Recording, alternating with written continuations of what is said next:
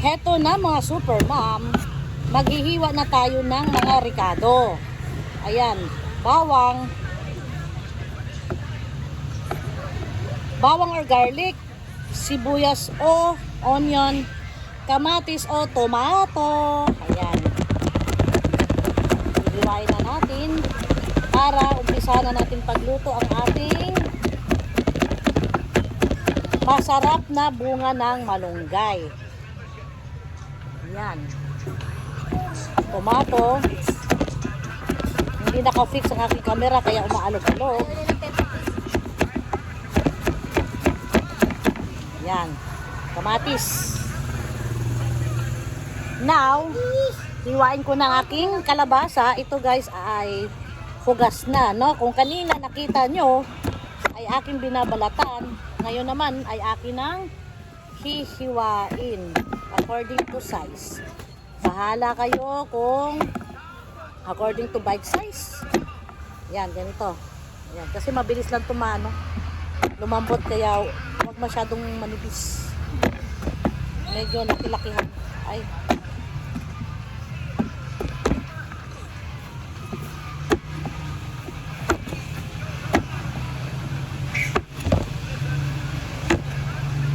Yan.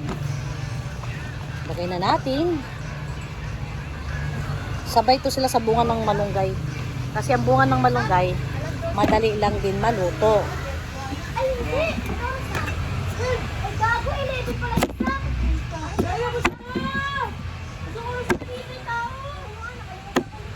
Sabay na sila ni Joanna.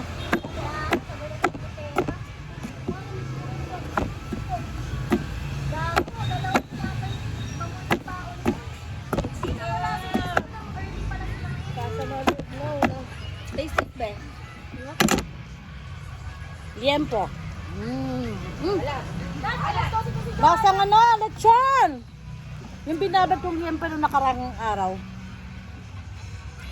Naglasang lechon na guys. Ang sarap. Dad, pasakayin mo para siya na mag-ano. Wala yun.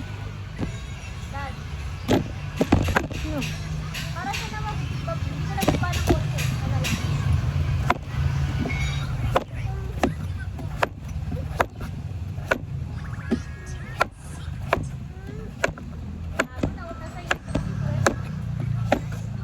So, ayan na guys. Tapos na natin hiwain ng ating kalabasa.